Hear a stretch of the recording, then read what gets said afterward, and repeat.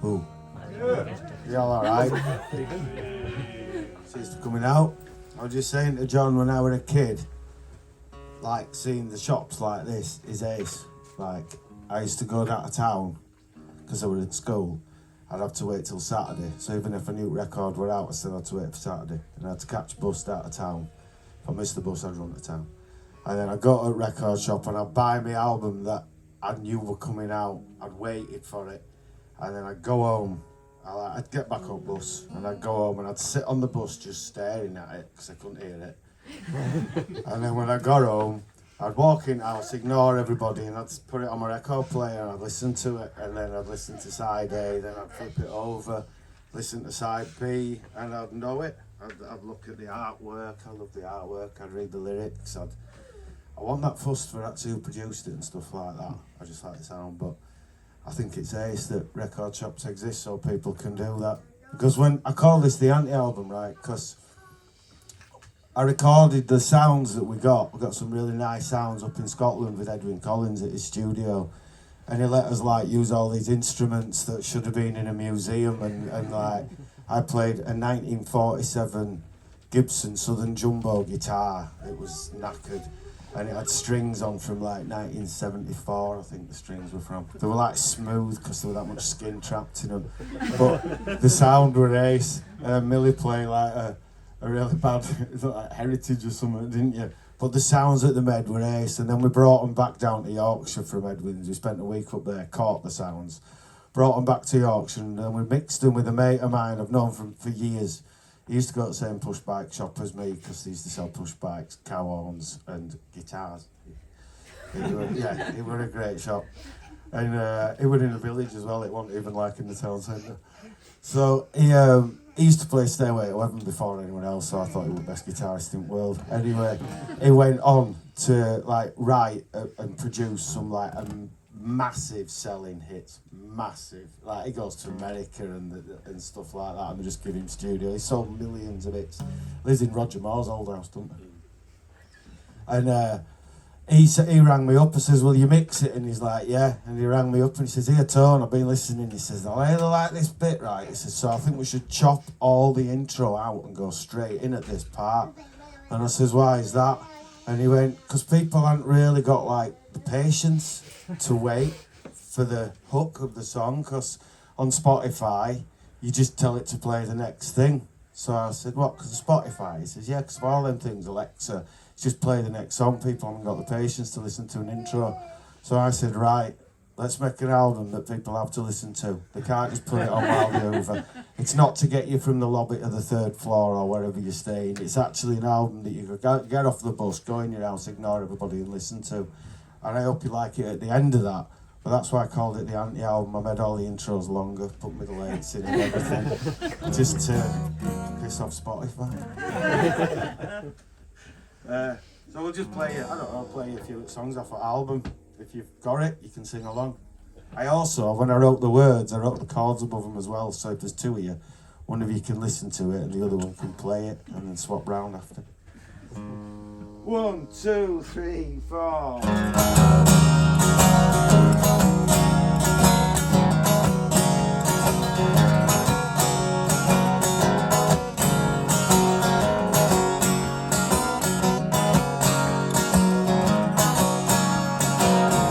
Why does the sun have to rise on the horizon? Don't you know I've already got enough fun? Is it just to tease me and to mock me? Why does my heart to keep on beating? Why do my eyes have to open every morning just to remind me that nothing's gonna change? Turn off the lights and hope that everything will be alright. Pray for my soul to keep, won't you? Let me stay.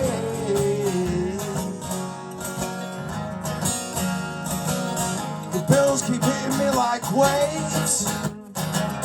They push me further from the shore. Just as I get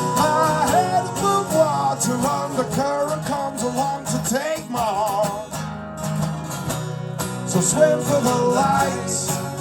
I hope to find us before the night is over. Set my soul to sea. Won't you let me stay? The poetry's in the fact he chose to write it. The beauty's in the fact he chose to write it for me.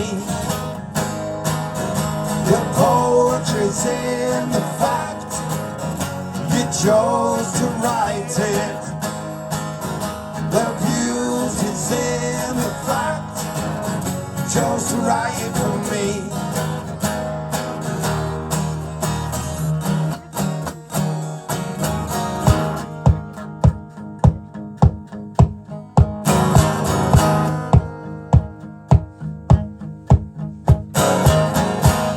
If I had a penny for every trouble I have, well, I'm sure, I'm so sure I'd have no troubles no more. Turn off the lights, I'm hoping everything'll be alright.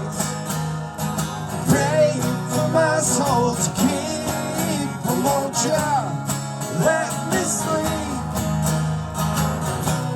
Swim for the lights, I'm hoping find us before the night is over. Set my soul to sea, won't you let me stay, stay, stay.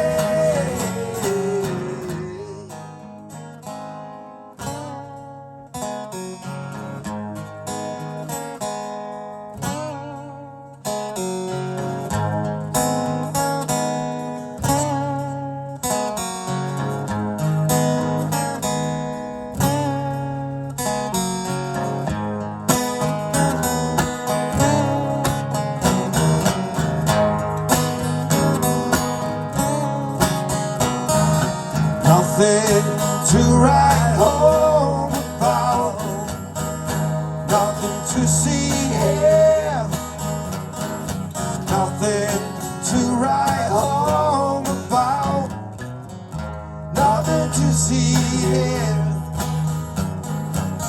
I went to school, got a job, I bought a car, met a girl, we got a house, we got married, we had our ups and downs, and now we got a baby.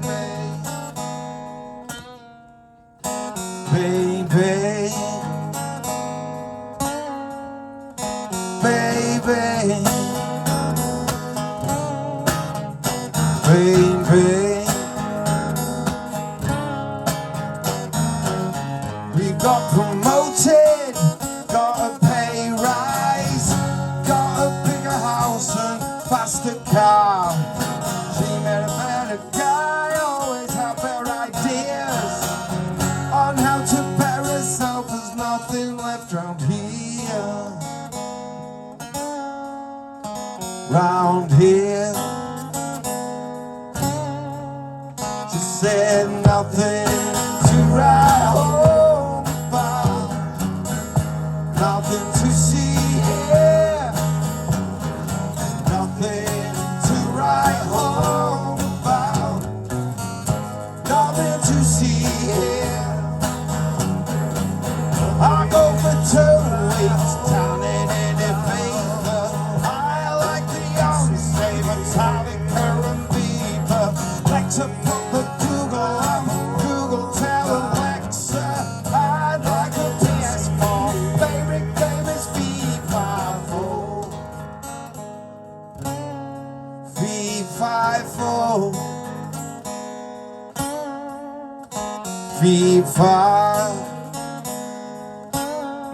V54.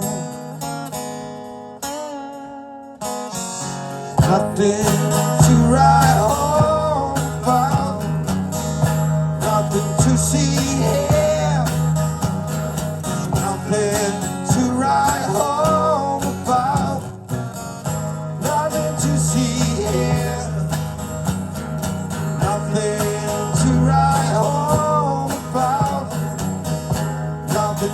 street.